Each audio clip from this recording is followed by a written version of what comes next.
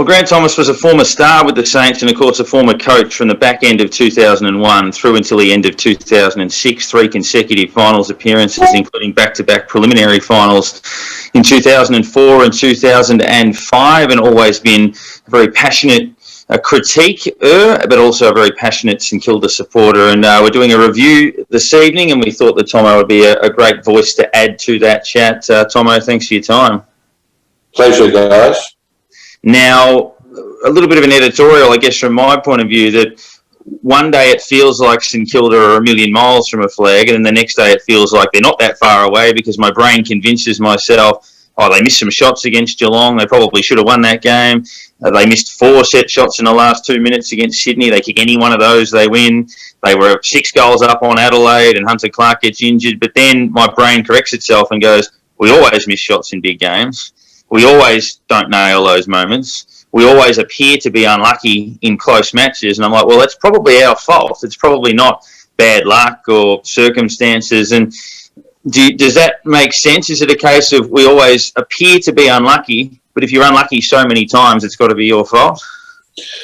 I suppose when you win one premiership by 1 point in 150 years, you're always lamenting what might have been. And St Kilda has always had a propensity to adopt a victim approach about itself. So it's quite consistent with a lot of Saints fans you talk to. They're always lamenting what might have been, and we could have done this or we could have done that and everything else. But at the end of the day, great organisations or great clubs, they are accountable for performance and their actions, and they probably tend to address those circumstances more regularly and don't get into the ruts that St Kilda finds itself in on a regular basis. It's a frustrating thing for me. I'm just a footy fan like you guys, and I'm a Saints fan and unabashed, and I just get frustrated that we find ourselves back in the position we're in. It's a lot of deja vu for me. It seems like a similar position to 20 years ago. Christ, was it that long? Yeah, it was. God almighty, 20 years ago. What a waste of 10 years. Anyway. It feels that way, doesn't it? But Grant, when we confirmed that you were going to be on the show, we put a tweet out and asked people to come up with some questions to ask you. And one wise man got on Twitter and said, I've got a question.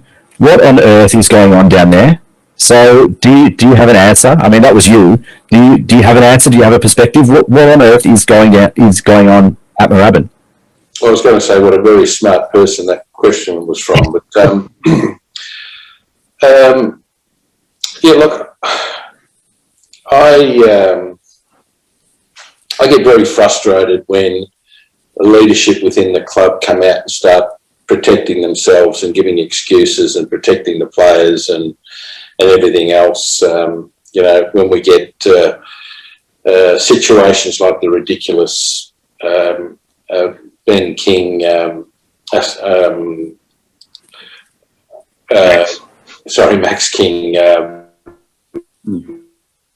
of talking to his ex-coach Matthew Lloyd, somewhat of a legend within the game, and we get very precious about that as a situation. That tells me something. It tells me we're in protection mode. It tells me we're precious. It tells me we're more worried about our own ego and performance rather than opening ourselves and trying to see what the best thing for the club is.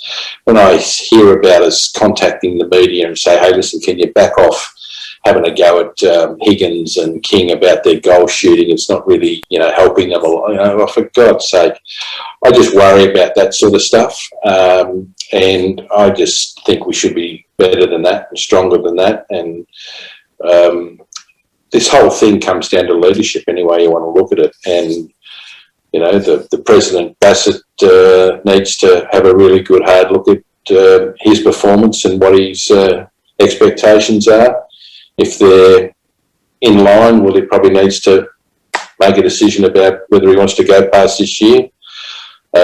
He has the huge responsibility to direct the club into the right direction, and he's got a great track record corporately in business and everything else. I've had one chat to him when he first started. He came into the office and, an impressive guy.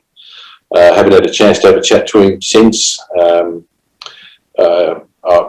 going to take up that option to have a chat to him at some point in time, if in the next week or two, to find out what's going on. Because I'd like to know. I'd like to know what decisions they're making, what leadership they're providing. There doesn't seem to be the right amount of connection amongst the team. They don't seem to be completely committed unconditionally. In my mind, coaching 101 is all about bringing your team to have a red hot crack, irrespective of circumstances, who's in, who's out, where you're playing, what you're playing. And I just think we're a little bit selective in that area.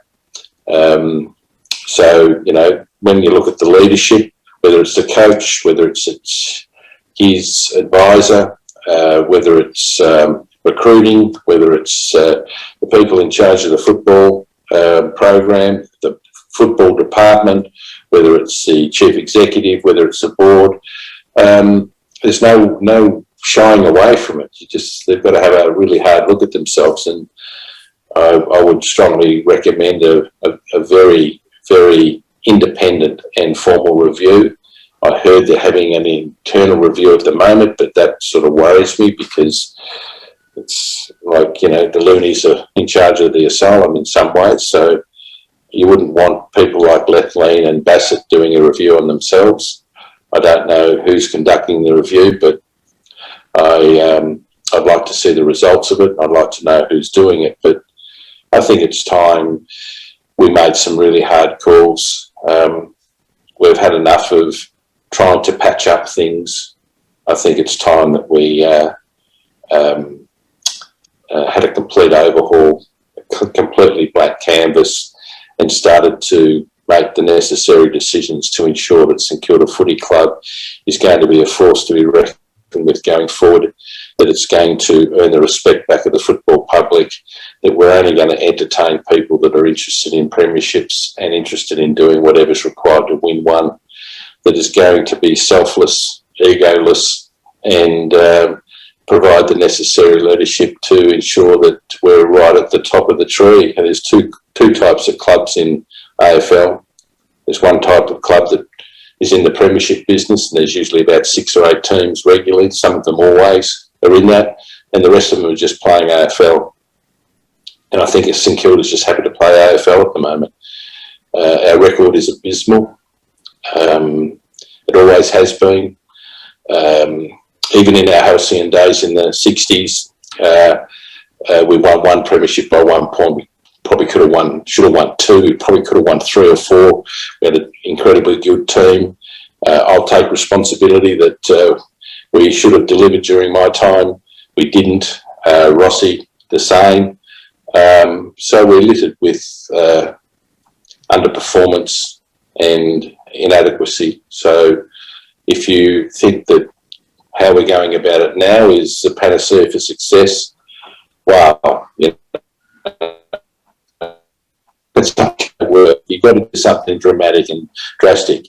We had a crack 20 years ago, and we wanted to define success by having a decade playing finals, and for 5 or 6 of those years in the top 4, that'd deliver 1 to 3 premierships. That was the model. Pretty close to getting there. The train got derailed there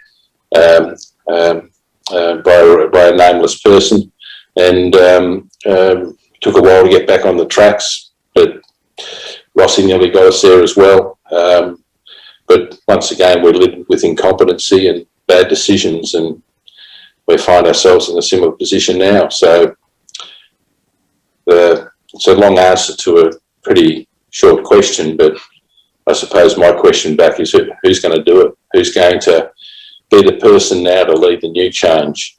It might be Andrew Bassett, but he's going to need to make some drastic changes. It's not going to happen with the current people we've got in place. Now, that's mainly off-field, obviously, but look, on the field, have you sort of looked at it and gone, this doesn't... What's the leadership... the leadership is that you brought in your own system of rotating captains, give him an experience, and that are you seeing that the leadership on the field's not working? We don't have the right people there, or what's something that will be able to, they could throw in to change that up? Well, the guiding principle, I mean, Rui being captain for as long as he was, I mean, it's great for Rui.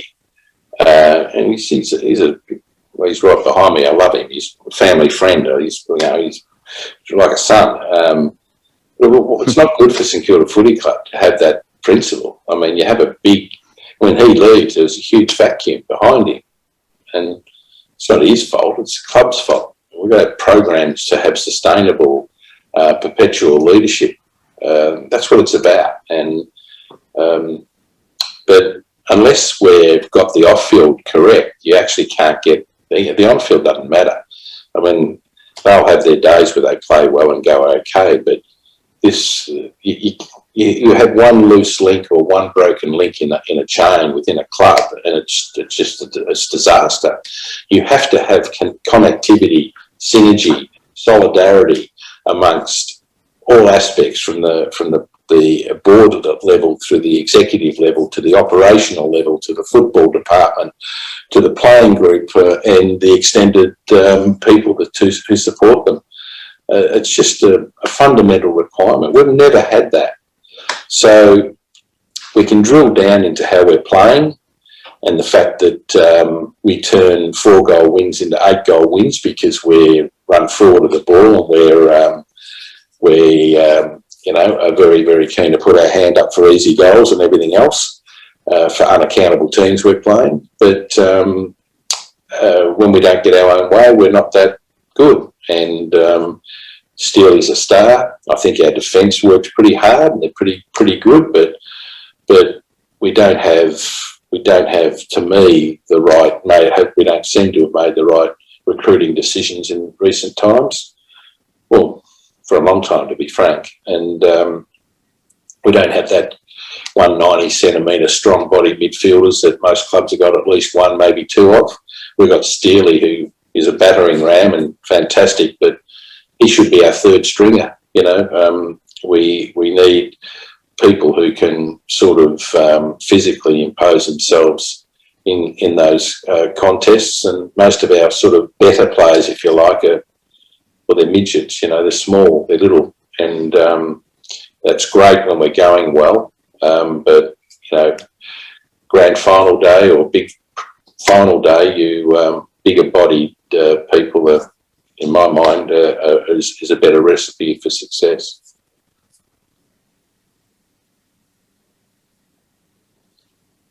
Sorry to be the bad. We looked at the situation last week. One of the cultural talking points centred around Seb Ross and Tim Membry. Keen to know, I guess, from your point of view, how you would have dealt with that from a club point of view. Would it have been a case of you got to do what you've got to do, totally respect it? And did it concern you more that some in the club were disappointed, or did it concern you more that it was leaked, which it clearly was, which obviously suggests a degree of instability?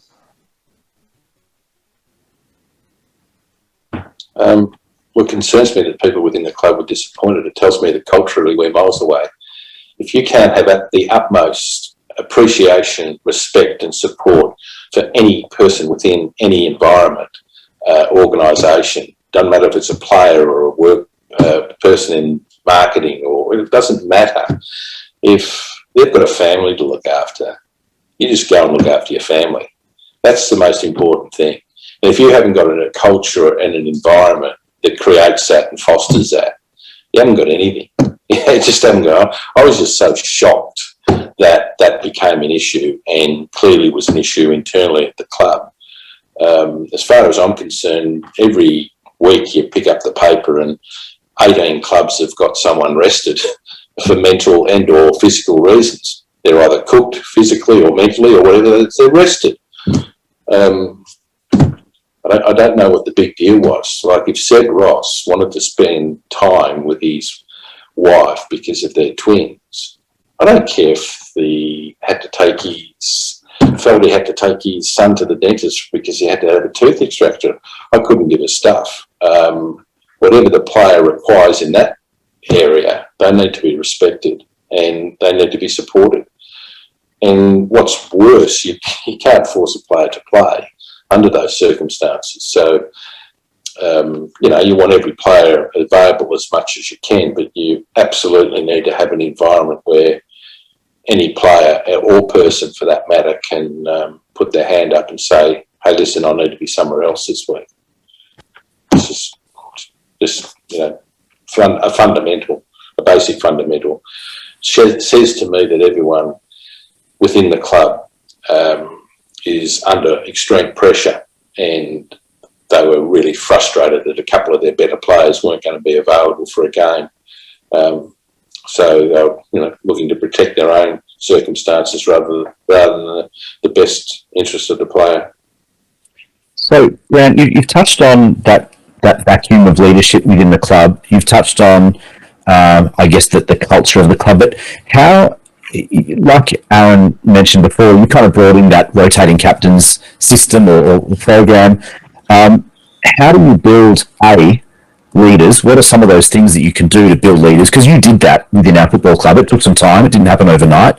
And B, how do you build a winning culture that is going to come out firing every week, regardless of who's in, who's out, who you're playing, where you're playing, when you're playing? How do you do that? It's funny. I mean, everyone thinks it's a big mystery. It's so simple and basic. And people use the word culture, but if you get the right people in the right position and you have the right connection and attitude and strategic planning for the one outcome, and everyone focused on that together, it becomes very simple. Of course, you have sessions around values and behaviours where you all talk about, who you are and what you stand for and where your deficiencies are and what you want to improve on and all those sorts of things. And there's a myriad of things that you go through, but it's also the experiences. Back in our day, of course, we, St Kilda, we started training camps, as you know. We started the AFL training camps, community camps.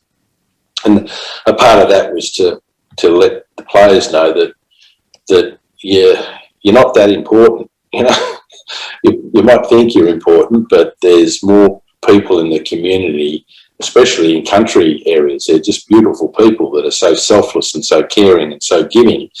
And they're all eye-opening experiences for players when you take them to a country environment. They're visiting jails and schools and hospitals and elderly people's homes and all the rest of it, and giving talks and training down there. I mean, that's humbling. You then go take them to overseas training camps in London and South Africa, and take them to China, and 1 billion people in a city that we worked in, that operated in, that 30 million people, more than Australia, and expose them to all those elements. I mean, it's an education process. It's about advancing maturity. It's about helping the player to understand what's really important in life. It's about helping them to understand that they're only as good as the person to their right, and that they need to work cohesively as a team to get the best outcome for everyone. And back to what I said before, that you're in the premiership business and you're there to win a premiership, and if you want to be coached and managed towards that, it takes sacrifice, and you've got to be a pro's pro. You've got to give yourself up for that period of time to be the best you can be. And you have great role models in the club who know that and understand that. You have counsels and counselling towards it. You have mentoring programs towards it. You have buddy systems to enhance it. I mean, you have regular feedback, open and honest and transparent. And I stand out the front of the room first and say, righto, guys, give me feedback. I'm the coach. And I start it off, and then it goes right through, and you do it regularly. It's all that shit, it's very simple. It's stuff all you guys would have done at different stages at work or at home or wherever, but it's relentless, and it's just a natural thing to do in a sporting team, in a sporting club, when you are all living together every single day, and it's not as if you're a 100-metre sprinter and that's all you have to focus on, or you're a golfer or a tennis player. You're actually a footy team, and you have to be able to rely on one another. And if you can't rely on someone, you've got to tell them you can't rely on them. And if you don't respect what someone's doing, you need to be able to tell them you don't respect what they're doing. And it needs to be open and transparent in front of everyone. And all of a sudden, everyone rises to that level. And it's not rocket science, and the great teams do it. You see what Richmond does. I mean, I made an ass of myself by saying that, I was doing it in a complimentary manner, trying to say that they were one of the, worst inverted commas teams to win sides to win a premiership, meaning that it was just all credit to the coach and the club and the team, because they were so connected. And since then, they've just taken it to a whole new level, because their trust and engagement and everything with each other, it just jumps through the television screen at you. You guys see it, everyone sees it. It's not hard to create. I mean, I'd like to think we had that at St Kilda when I was there. And every now and again, someone will shoot me a video of a game, and I look and I go, fuck, how magic was that? Jesus, that was fun.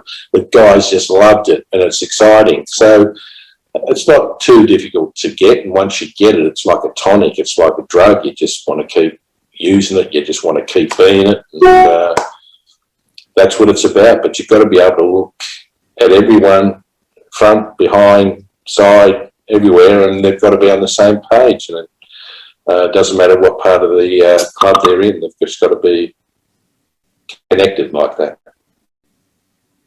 Yep.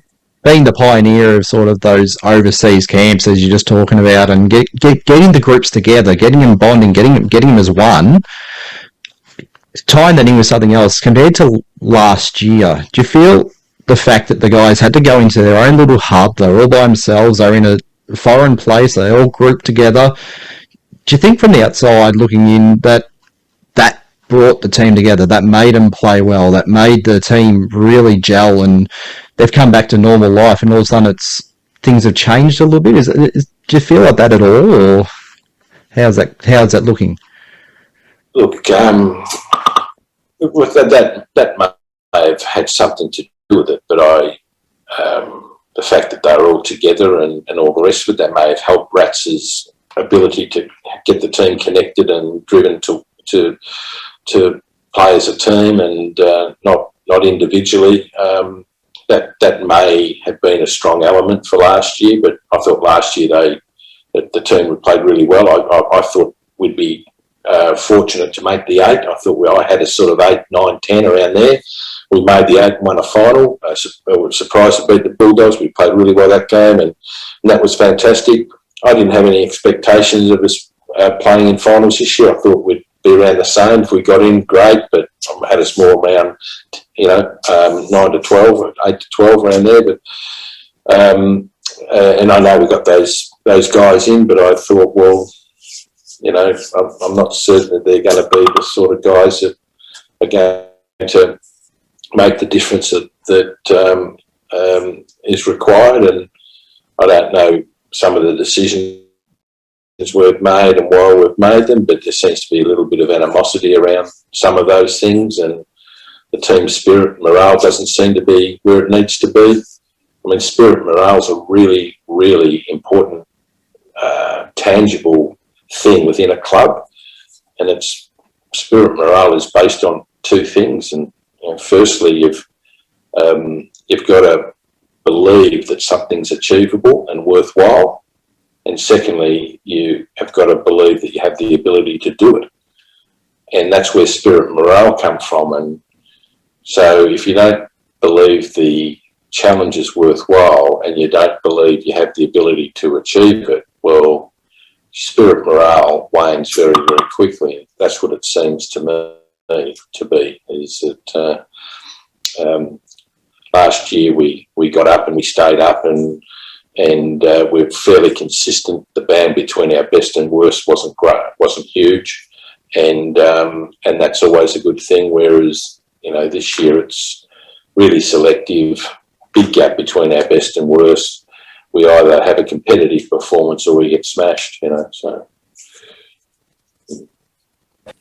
So, I guess last one for me, and it's a little bit of a two-parter, but if a role was to become available at the football club, whether it, a board role, whether it's a football department role or whatever, a management role, CEO, COO, would you put your hand up? Would you be interested in having a role back at the football club?